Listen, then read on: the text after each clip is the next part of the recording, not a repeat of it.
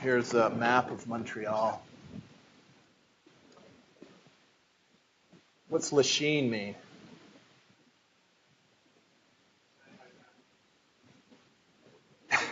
Lachine, as far as I can figure out, where, yeah, it means China. Jacques Cartier is going, he's exploring, he's going up the St. Lawrence. It's not called the St. Lawrence then. That's where the word Canada, here's the word Canada about a settlement. And he's basically trying to find out from the people, excuse me, can you tell me the road to China? I want to get to China. This is the driving force. It's not the fur trade. I mean, the fur trade is kind of a consolation prize.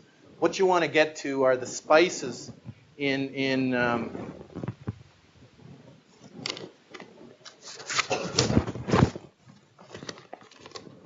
what you want to get to is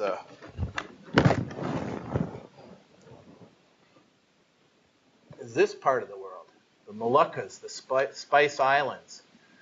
This is the great bonanza, and of course, Marco Polo finds his way to this part of the world. Columbus figured he was somewhere around here when he landed. He was trying to prove that the world was round, and he died thinking he was somewhere off around Japan. This was the great. You could buy different kind of spices, nutmeg, and you could get an ounce of nutmeg, and it would be worth like 40,000 times what you bought it for in the Spice Islands in Europe, because it was seen as medicine. It was seen as it preserved food. I mean, you could just get enormously wealthy, and of course, spice you can take, huge amounts of it, and so the profits were enormous. Yeah, there's a whole range of them. So by the time the eve of the American Revolution, European claims on the eve of the American Revolution. So here is New Spain, the Viceroyalty of New Spain. So the real imperialists, the real successful imperialists, are the New Granada, are the Spanish. And they conquer the wealth of Mexico, which is vast. They conquer the Andes realm of the Inca, and the Pope actually donates. The Pope actually donates the Western Hemisphere to Spain. In 1493, he actually signs a legal document and grants the Western Hemisphere to Spain.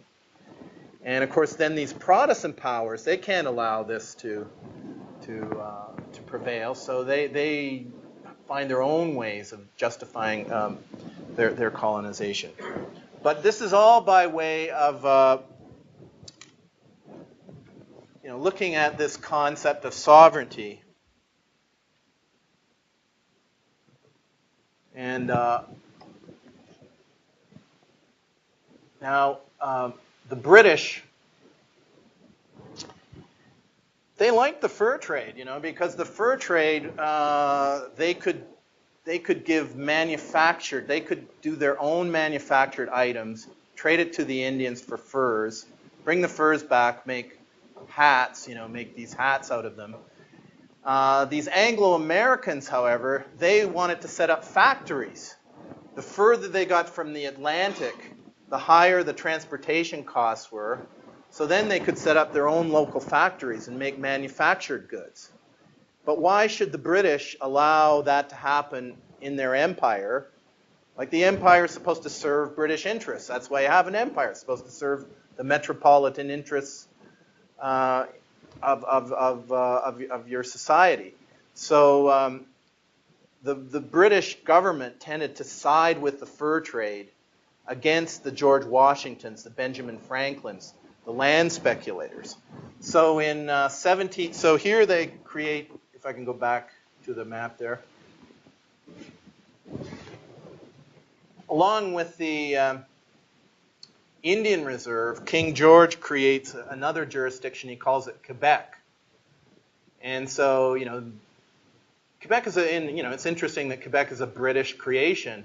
Before Quebec, New France was, didn't have very clear boundaries. Sometimes it was called Canada. So the British government created a new jurisdiction. They called it Quebec, and clearly it was to acknowledge the fact that French Catholics would now live within the British Empire. And so here would be a jurisdiction primarily for French Catholics. And this was traumatic for the Anglo-Americans. Like, they'd fought the French. They'd fought the Catholics. They were Protestant fundamentalists.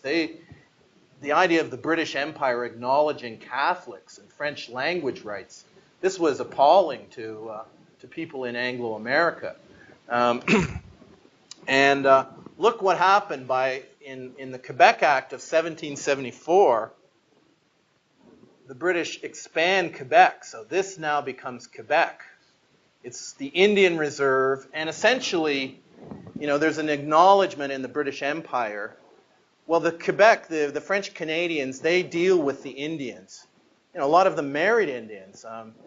You find in Indian country, a lot of the leaders have names like, Phil Fontaine is president of the Assembly of First Nations. Fontaine, Ovid Mercredi. His name isn't Ovid Wednesday, it's Ovid Mercredi. There's a reason for that. So there was a recognition, okay, Montreal is handling the fur trade. These French Canadians have family and have Indian family in the interior territory. So they create this as Quebec. And so this is the final straw for the Anglo-Americans. So the American Revolution, this thrust to free yourself from the tyranny of King George, it's largely about freeing yourself to exploit the North American continent, to transform the North American continent into real estate, to privatize the land.